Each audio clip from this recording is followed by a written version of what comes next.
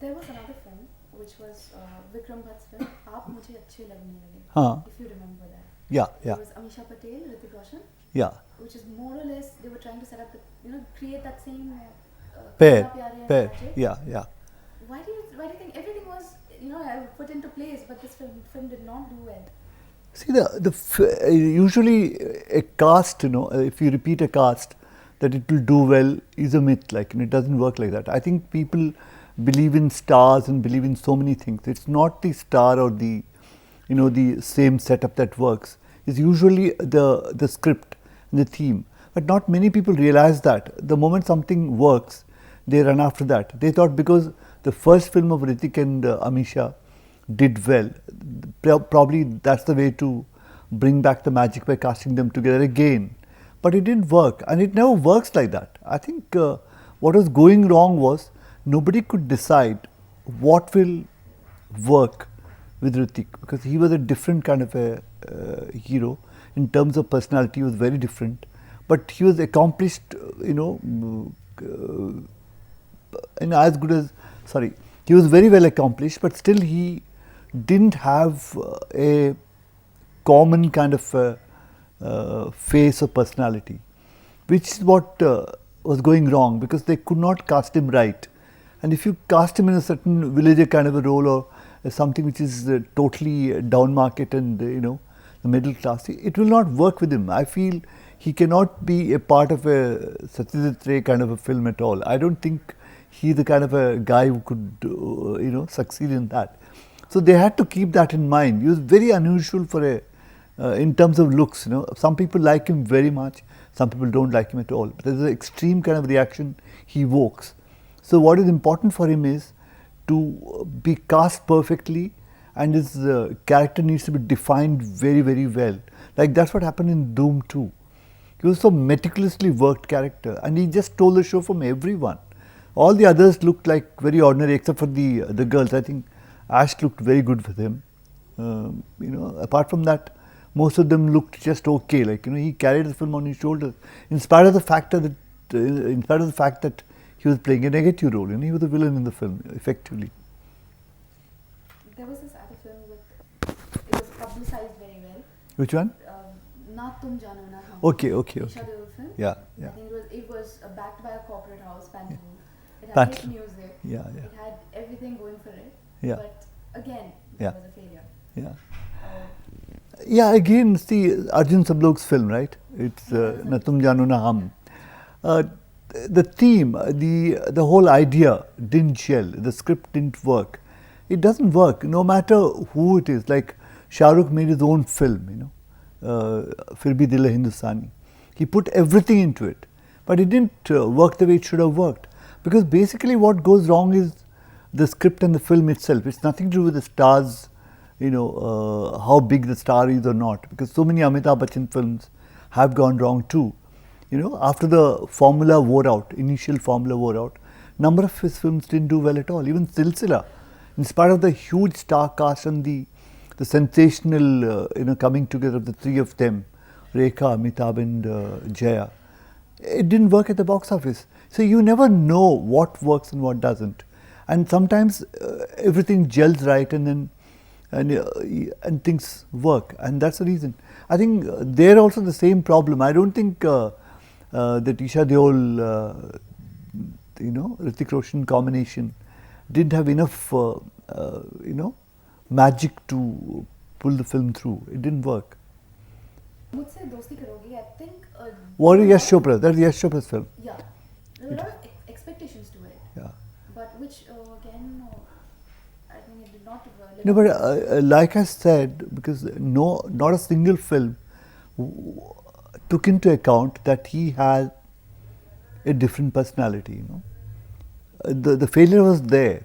It's in the scripting that went wrong, because he cannot be treated like the others. Suddenly he had become larger than life, and the expectation had soared so much that they had to do something special with him. That's exactly how Rakesh Roshan worked. When Koi Mil Gaya, he did the right thing by going away from the conventional theme or the usual box office stuff, and then he did something totally different with Hrithik, which worked wonders. See, you can make him act. You will give any performance that you want from him. He's a fantastic actor. There's no two ways about that. And he's got a personality which is also very distinct. So you have to be able to use him well, to be able to understand what he would be good at and how it will work. It needs a lot of imagination. I think casting Hrithik is not going to be very easy at any time. But despite all these flop films that Yeah. was coming out from Yeah, him, yeah.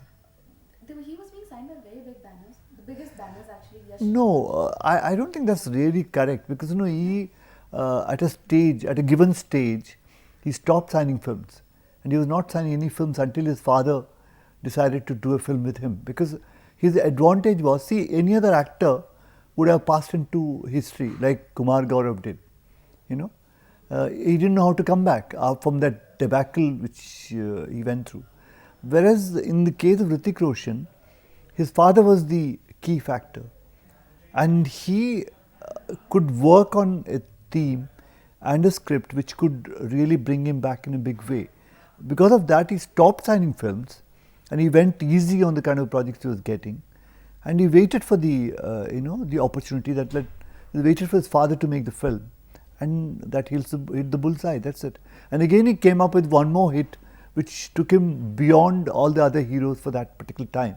And I'm not sure if you cast him wrongly, even now, it will not work. And he needs a special kind of a treatment, because he's a special personality, basically. He's not like the run-of-the-mill guy. I think I quite liked him in Jodha Akbar. He contributed a lot to it. Maybe there are areas like, the diction, things like that.